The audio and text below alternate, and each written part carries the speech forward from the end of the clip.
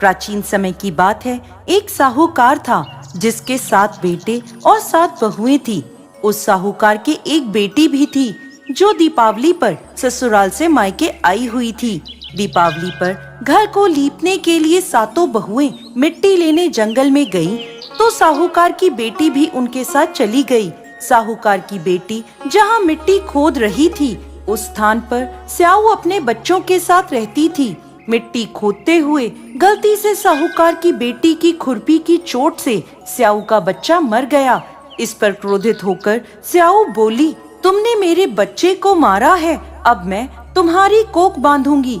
स्याऊ की यह बात सुनकर साहूकार की बेटी रोने लगी और अपनी भाभियों से एक एक कर विनती करने लगी कि वो उसके बदले अपनी कोख बंधवा लें। सभी भाभियों ने ननद के बदले अपनी कोख बंधवाने से इनकार कर दिया, लेकिन सबसे छोटी भाभी ननद के बदले अपनी कोख बंधवाने के लिए तैयार हो गई। इसके बाद छोटी भाभी के जो भी बच्चा होता वो 7 दिन बाद मर जाता। इस तरह एक के बाद एक उसके 7 पुत्र हुए, परंतु सभी मृत्यु को प्राप्त हो गए। इस समस्या का हल जानने के लिए पंडित को बुलवाया गया और इसका कारण पूछा गया। तब पंडित ने छोटी बहू को सुरई गाय की सेवा करने की सलाह दी। पंडित की सलाह मानकर छोटी बहू अगले ही दिन से सुबह सुबह जल्दी उठकर सुरई गाय की सेवा करने चली जाती। गाय का गोबर आदि साफ कर देती, उसे चारा डाल देती और साफ पानी भर दिया करती थी। यह सब देखकर सुरई गाय ने एक दिन सोचा, ये इतना सुबह सुबह मेरे सभी कार्य कौन कर जाता है, जल्दी उठकर देखना पड़ेगा। अगले दिन सुरई गाय सुबह सुबह तड़के उठकर बैठ गई तो देखती है कि साहूकार की छोटी बहू आई और उसका गोबर उठाकर चारा डालकर साफ पानी भरने लगी।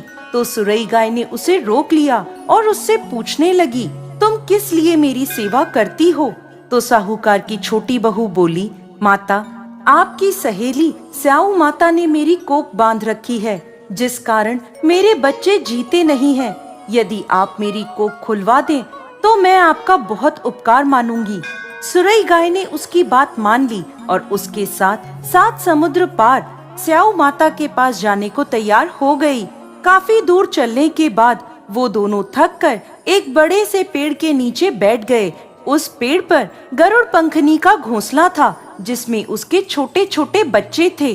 थोड़ी देर में साहूकार की छोटी बहू ने देखा कि एक सांप उन बच्चों को खाने के लिए आ रहा है, तो उसने उस सांप को मार डाला। थोड़ी देर में जब गरुड़ पंखनी वापस आई तो खून देखकर सोचने लगी कि इसने मेरे बच्चों को मार दिया है, और वो अपनी चोंच से साहूकार की छोटी बहू को मारने लगी। तब वह बोली, मैंने तो सांप से तेरे बच्चों की रक्षा करी और तू मुझे ही मार रही है। ये सुनकर गरुड़ पंखनी खुश हो गई और बोली, तूने मेरे बच्चों की रक्षा करी है, तू जो चाहे मुझसे मांग ले। ये सुनकर साहूकार की छोटी बहू बोली, तू हमें 7 समुद्र पार स्याऊ माता तक पहुंचा दे। गरुड़ पंखनी ने उन दोनों को अपनी पीठ पर बिठाकर स्याऊ माता तक पहुंचा दिया। स्याऊ माता सुरई गाय को देखकर प्रसन्न हो गईं और बोली, आओ बहन, बड़े दिनों में आई हो।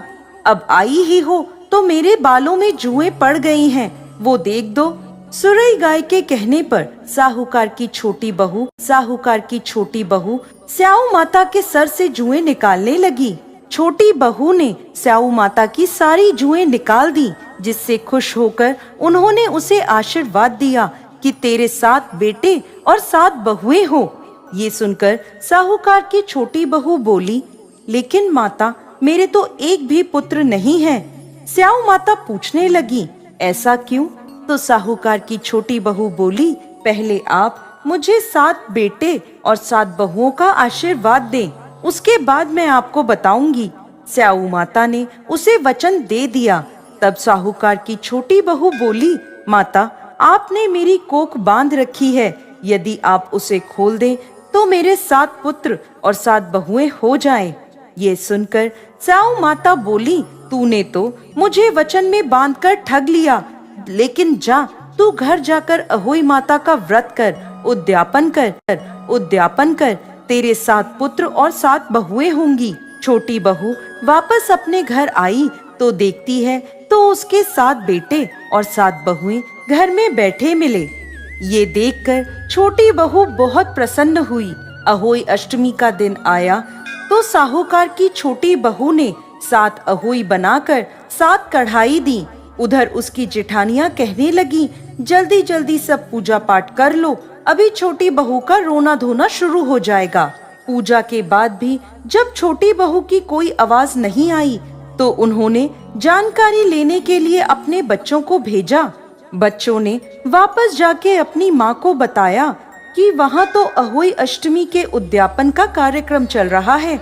ये सुनकर सभी जेठानियां दौड़ी दौड़ी छोटी बहू के घर पहुंची तो देखती हैं कि छोटी बहू के आंगन में उसके 7 बेटे 7 बहुएं हैं और ये बहू उद्यापन का कार्यक्रम कर रही है। ये देख वो छोटी बहू से पूछने लगी तो वो बोली, मुझ पर अहोई माता की कृपा हुई है। हे अहोई माता, जैसे पहले साहूकार की छोटी बहू की कोख बांधी वैसे किसी की मत बांधना, और बाद में जैसे उसे 7 पुत्र दिए उन्हें लंबी आयु दी, वैसे ही इस कथा को कहने वाले, सुनने वाले और हुंकारा भरने वाले सब पर कृपा करना। जय अहोई माता।